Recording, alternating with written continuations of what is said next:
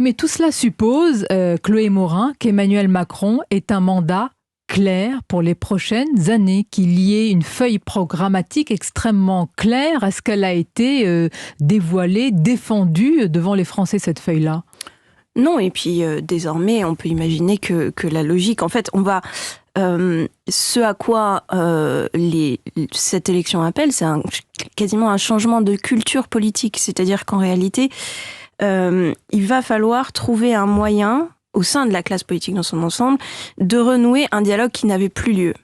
Ça fait des années que l'on gouverne avec une majorité confortable, et où donc, à chaque projet de loi, que ce soit la réforme des retraites, que ce soit tel ou tel autre sujet, eh bien, on n'a pas besoin de dialoguer. On n'a pas besoin de dialoguer avec les Français, on n'a pas besoin de dialoguer avec les oppositions notamment. Là, ça va être complètement différent, puisqu'il va falloir trouver des compromis. Et c'est sans doute ce point-là qui est à la fois un défi, puisque nous n'avons plus l'habitude de le faire, et même, j'allais dire, le paysage politico-médiatique n'y incite plus. Et en même temps, c'est profondément notre problème depuis des années, de ne pas aborder les sujets, et quand on les aborde, de les aborder très mal. J'en prends un seul, la réforme de l'État. Ça fait des années qu'on nous dit la réforme de l'État, c'est une question de dizaines de milliers de fonctionnaires de plus ou de moins.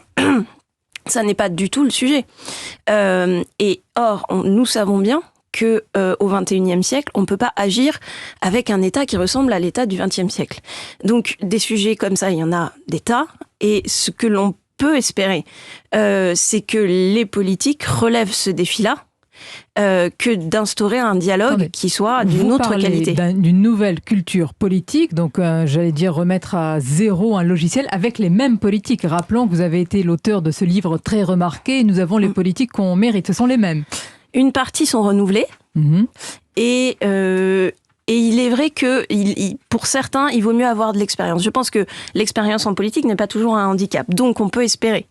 Néanmoins, c'est quand même un saut dans le vide. Et je ne sais pas si les politiques seront à la hauteur. C'est important ce que vous dites, un saut